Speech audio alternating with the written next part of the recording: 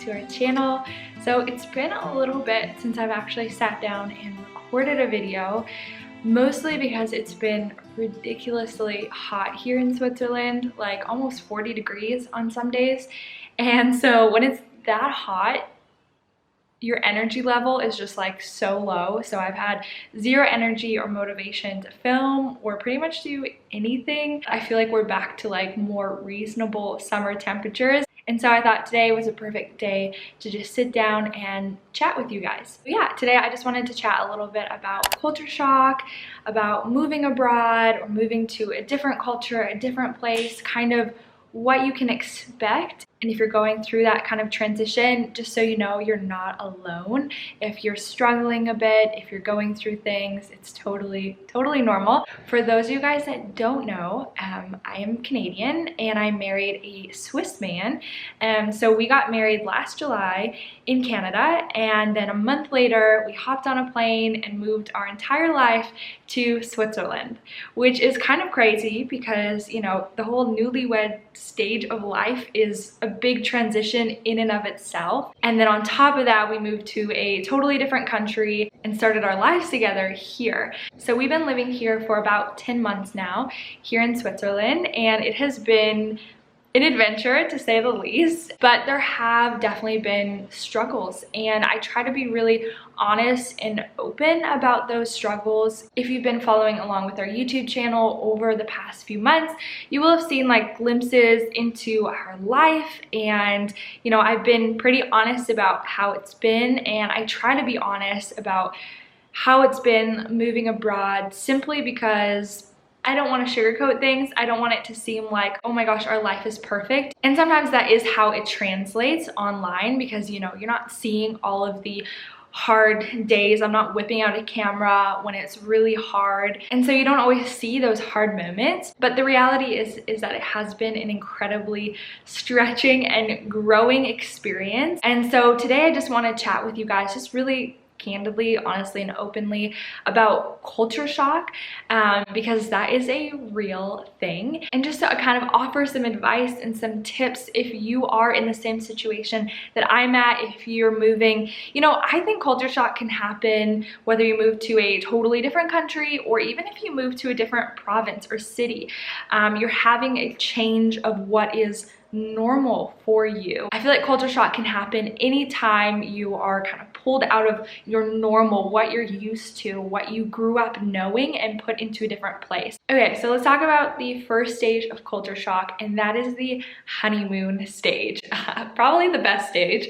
No, but it's where everything is really exciting for you, and you know, everything about the culture is new, exciting. It's kind of that fairy tale, like, wow, like I can't believe I live here, I can't believe I get to experience this and do this. Everything's new, everything's exciting, and you're just like ready to start this new adventure. For me personally, I think the honeymoon kind of stage lasted for maybe like a month, maybe a little bit over a month. It was also exciting in our life because we were just married, so we were kind of like in our honeymoon stage of our marriage anyways, and real life hadn't really set in yet. And you know, it was really exciting to decorate our new home, to make it home, just enjoying being married for the first couple months.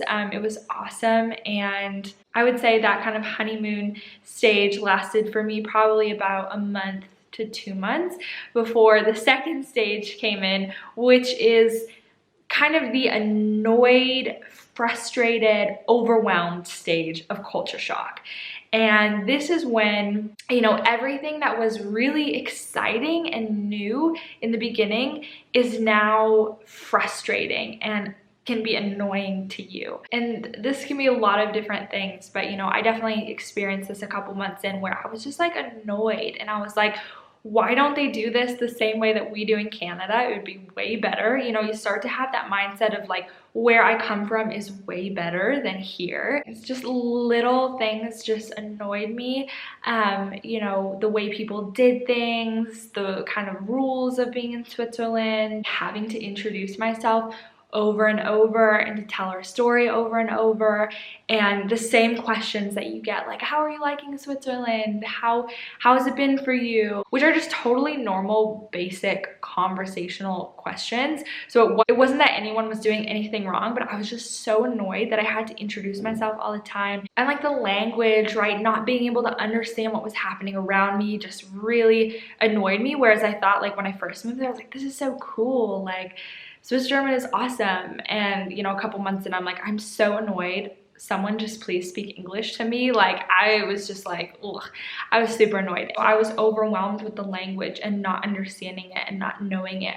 I was overwhelmed with the thought of having to work in Switzerland and get a job in this new country. And there was just all of these different things that also really overwhelmed me.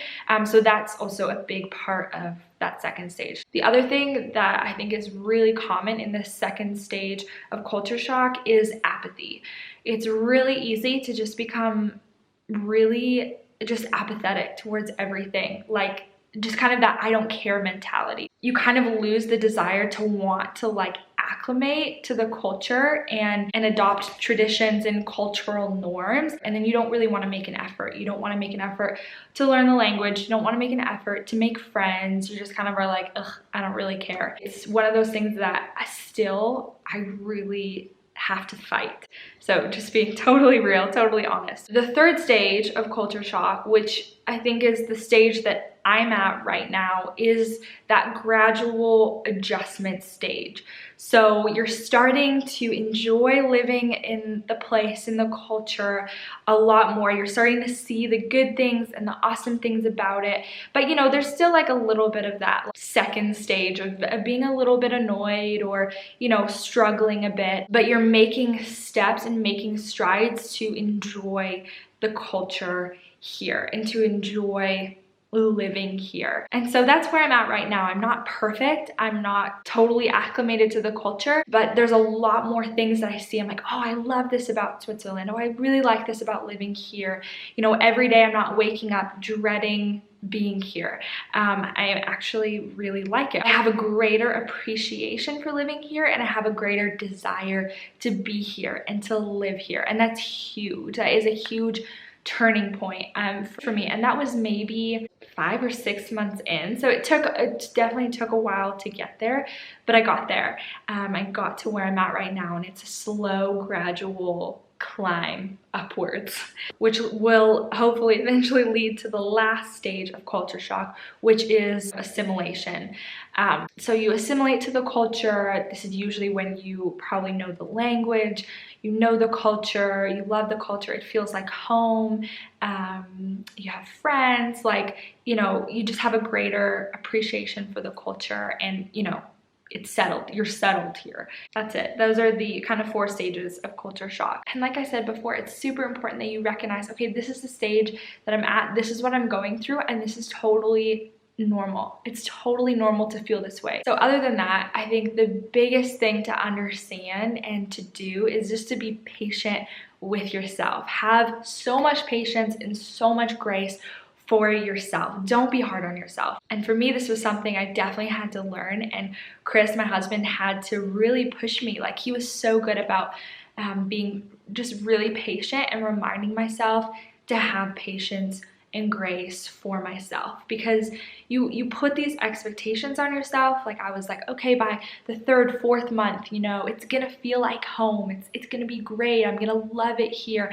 I'm gonna start to learn the language. And, you know, when that 3rd month came and I was nowhere near wanting to learn the language, or I was nowhere near it feeling like home, I was so disappointed in myself, and I was really hard on myself, and that just led me to be more discouraged and frustrated at myself. And so really just be patient with yourself. Know that it's not going to feel like this forever. It's going to get better. And so just have so much grace and patience for yourself. Something to go along with this that I think helped me so much is to make simple goals for yourself. I mean, really simple, basic things. Because when you move to a new country, really simple things can be overwhelming. So for me, going to the grocery store, it was overwhelming because it was was new. You know, in the checkout, you know, having to talk to people, I knew they'd speak to me in Swiss German, and, you know, having to say, oh, I don't understand, or trying to understand, it was just like, it really like made me really anxious. And Chris was the one that really encouraged me to do this. You know, he would get ready to leave for work in the morning and he'd say, okay, Rachel, what are you gonna do today? What is one thing you're gonna do today? And I'd be like, I'm gonna go to the grocery store. He'd be like, yes, you do it. You go to the grocery store. It's gonna be awesome. And he would celebrate me in that, when I would be able to go to the grocery store on my own. And so accomplishing those little things really gave me the courage to start doing more and more. The next thing is that you have to be intentional about shifting your mindset, and to understand that that second stage of culture shock, when you're really in the thick of it, when you're annoyed, when you're frustrated, ultimately it's a choice. If you want to stay in that, you can isolate yourself, you can stay in your little bubble, and you're not going to embrace the culture, and you're not going to be able to see the beauty in the culture that you're in. So it really takes, you know, shifting your mindset and being intentional, saying, no, I'm going to choose to see the beauty in the culture that I'm in. Like I said before, when you're in that second stage, it's really easy to have this mindset of how we do it back home, or how I grew up doing things, or in my culture that I'm from, we do things better. And that's just a really negative mindset to be in. And coming to the place where you understand, no, it's not that we do it better in my home country or in my home culture, it's that we do it differently. How can I choose to appreciate the way that they do things differently? It's not necessarily better, it's not necessarily worse, it's just different. And having that mindset shift is huge. The next thing I learned is that it's okay, it's totally okay to miss things from home. So obviously friends, family, but you know, there might be certain foods or certain shops or certain just things that you really miss from home. And that's okay. There's absolutely nothing wrong with that, but don't dwell on it for too long. You know, it's easy to be like, man, I wish I could have this. Finding things that you really love and enjoy about the culture that you're in, instead of just constantly dwelling on what you don't have. Open your eyes and see, okay, what do we have here in Switzerland, or whatever country that you're in? What is unique about this country that I couldn't get back home? My last tip, which I think is so important, so important, is to talk about it. Talk it out. Talk about your feelings. So if you're married, man, talk to your husband or your wife or whoever. Like, find friends, find people that you can talk about how you're feeling with, because when you keep it bottled up inside, that anger and that frustration, it just festers and it just builds more and more. You know, there would be times when like I didn't talk about how I was feeling, and then one day I would just unload, I would explode on my husband, and he was like, where is this coming from? Like, what's happening? And I'm like, I've been feeling this for weeks. And he's like, why didn't you say anything? And I just had kept it bottled up, and then it ended up exploding. And so it's super important to just talk about it, talk about your feelings. And with that, I would encourage you, if you're able to find someone that has walked through and gone through the same situation that you're going through. And that helped me so much. And being able to talk with them and to have someone else that understands what I'm going through, and to say, yeah, that's totally normal to feel that way, man, it just lifted such a weight off my shoulders and made me feel so much less isolated. I felt like, okay, I'm not alone. This is normal that I'm feeling this way. And I was able to get advice from them. You know, for me, Chris can only understand so much of what I'm feeling because he grew up here. This culture is normal for him. So it really helped me to be able to talk with someone who had gone through exactly what I had gone through and who could really encourage me through it. So that is everything. Like I said, be patient with yourself. Understand that the things you're going through, the things that you're feeling are totally normal. You don't need to feel alone or isolated. So I hope this was helpful. I hope that it was encouraging. Living abroad it can be hard sometimes, but it can also be really beautiful and really amazing.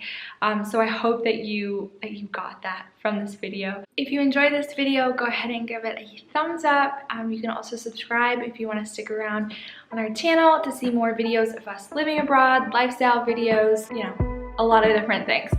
We would love to have you. Hope you guys have an amazing day, and we'll see you in the next one. Bye guys.